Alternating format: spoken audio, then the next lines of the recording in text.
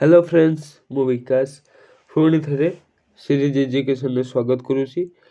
ଆଜି ଆମେ ପଢ଼ିବା ଆଉ କିଛି ସର୍ଟ କୋଶ୍ଚିନ୍ ଯେଉଁଟାକି ଗୋଟିଏ ଶବ୍ଦରେ ଉତ୍ତର ଲେଖ। ଓକେ, +3 ଫାର୍ଷ୍ଟ ଇୟର୍ର ଇଲେକ୍ଟିଭ୍ 1 ଯାହାକି ପଲିଟିକାଲ ସାଇନ୍ସ। ଓକେ, ଦେଖ କେଉଁ ଶତାବ୍ଦୀରେ ନାରୀବାଦର ବୀଜରୋପଣ କରାଯାଇଥିଲା? ଊନବିଂଶ ଶତାବ୍ଦୀ। କେଉଁ ଶତାବ୍ଦୀର ପ୍ରାରମ୍ଭରେ ନାରୀବାଦ ବିଶ୍ୱର କୋଣ ଅନୁକୋଣରେ ପ୍ରସାରିତ ହୋଇଥିଲା? ବିଂଶ ଶତାବ୍ଦୀ। କିଏ କଳ୍ପନା ବିଳାସୀ ସମାଜବାଦର ମୁଖ୍ୟ ପ୍ରବକ୍ତା ଅଟନ୍ତି? Charles Fourier. କିଏ vindication of the right of women ପୁସ୍ତକ ରଚନା କରିଥିଲେ? Mary Wollstonecraft. ଆମେରିକାର ନାରୀ ଆନ୍ଦୋଳନର ମୂଳଦୁଆ କେଉଁଠାରେ ପଡ଼ିଥିଲା? Seneca Falls Convention. ଆମେରିକାରେ କେଉଁ ସମ୍ବିଧାନର ସଂଶୋଧନ ଦ୍ୱାରା ନାରୀମାନଙ୍କୁ ଭୋଟଦାନ ଅଧିକାର ପ୍ରଦାନ କରାଯାଇଥିଲା? 19ତମ ସମ୍ବିଧାନ ସଂଶୋଧନ। ସେକ୍ସୁଆଲ ପଲିଟିକ୍ସ ପୁସ୍ତକ କିଏ ରଚନା କରିଥିଲେ? କାଟେ ମିଲେଟ।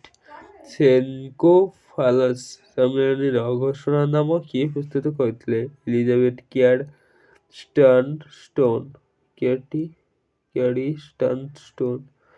କେଉଁ ମସିହାରେ 21 ବର୍ଷରୁ ଊର୍ଦ୍ଧ୍ୱ ମହିଳାମାନଙ୍କୁ ମତଦାନ ଅଧିକାର ପ୍ରଦାନ କରାଯାଇଥିଲା? 1928। 1968 ଓ 1969 ମସିହାରେ ଆମେରିକାରେ ଆଟଲାଣ୍ଟିକ୍ ସହରରେ ଅନୁଷ୍ଠିତ କେଉଁ ପ୍ରତିଯୋଗିତାକୁ ପଶୁମାନଙ୍କ ପ୍ୟାରେଡ୍ କହି ସମାଲୋଚନା କରାଯାଇଥିଲା? ମିସ୍ ଆମେରିକା ପ୍ରତିଯୋଗିତା। ମିସ୍ ଆମେରିକା ପ୍ରତିଯୋଗିତା କେଉଁ ସମାଜରେ ବାର୍ତ୍ତା ବହନ କରିଥାଏ ବୋଲି ସମାଲୋଚନା କରାଯାଇଥାଏ? ପିତୃକେନ୍ଦ୍ରିକ ସମାଜ। ଦ ଫେମିନିଷ୍ଟକୁ ପୁସ୍ତକ କିଏ ରଚନା କରିଥିଲେ?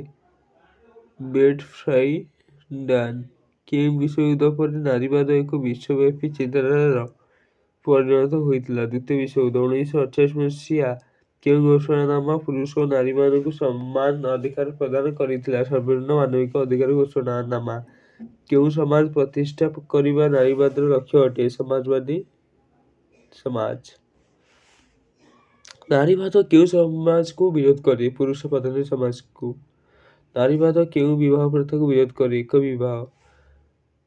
କେଉଁ ନାରୀବାଦୀମାନଙ୍କ ମତରେ ନାରୀର ଶୋଷଣ ପାଇଁ ସମାଜର ସର୍ବପୁରାତନ ଅନୁଷ୍ଠାନ ପରିବାର ଦାୟୀ ଅଟେ? ଉଗ୍ର ନାରୀବାଦୀ। ନାରୀବାଦୀମାନେ ନାରୀର ଦୁର୍ଦ୍ଦଶା ପାଇଁ କାହାକୁ ଅନେକ ମାତ୍ରାରେ ଦାୟୀ କରିଛନ୍ତି? ବ୍ୟକ୍ତିଗତ ସମ୍ପତ୍ତି। ନାରୀବାଦୀମାନଙ୍କ ମତରେ ନାରୀମାନେ କେଉଁ ଦୃଷ୍ଟିରୁ ସ୍ୱାବଲମ୍ବନଶୀଳ ହେବା ଆବଶ୍ୟକ? ଆର୍ଥିକ ଦୃଷ୍ଟିରୁ। କେଉଁ ଦାର୍ଶନିକ ନାରୀ ସାମ୍ୟବାଦ ବ୍ୟବସ୍ଥା ବିଷୟରେ ଯୁକ୍ତି ଦର୍ଶାଇଥିଲେ? ପ୍ଲେଟୋ। ପୁରୁଷ ଓ ନାରୀ ମଧ୍ୟରେ ପାର୍ଥକ୍ୟ କିପରି ଅଟେ? ମନୁଷ୍ୟକୃତ। ନାରୀବାଦ ଅନୁସାରେ ନାରୀ ଦୁର୍ବଳ ହେବାର ମୁଖ୍ୟ କାରଣ କ'ଣ? ଅର୍ଥନୈତିକ ପରାଧୀନତା ବା ନିର୍ଭରଶୀଳତା। କେଉଁ ସାମାଜିକ ଅନୁଷ୍ଠାନ ନାରୀର ଦୁର୍ଗତି ପାଇଁ ଦାୟୀ ବୋଲି ନାରୀମାନେ ମତବ୍ୟକ୍ତ କରିଛନ୍ତି? ବିବାହ। ନାରୀବାଦୀମାନେ କାହାର ବିଲୋପ ସପକ୍ଷରେ ଯୁକ୍ତି ଉପସ୍ଥାପନ କରିଛନ୍ତି? ପରିବାର। ଲିଙ୍ଗ କେଉଁ ଭେଦଭାବକୁ ବୁଝାଏ? ଜୈବିକ ଭେଦଭାବ। କେଉଁ ଦୃଷ୍ଟିକୋଣରୁ ପୁରୁଷ ଓ ନାରୀ ପରସ୍ପରଠାରୁ ପୃଥକ୍ ଅଟନ୍ତି? ଜୈବିକ ଦୃଷ୍ଟିକୋଣ। ଲିଙ୍ଗ ବ୍ୟକ୍ତି କେଉଁ ପରିଚୟ ଅଟେ? ଜୈବିକ ପରିଚୟ। ଲିଙ୍ଗ ସମ୍ପର୍କିତ ଭୂମିକା ବା ଜେଣ୍ଡର ବ୍ୟକ୍ତିର କେଉଁ ପରିଚୟ ଅଟେ? ସାମାଜିକ ବା ସାଂସ୍କୃତିକ ପରିଚୟ।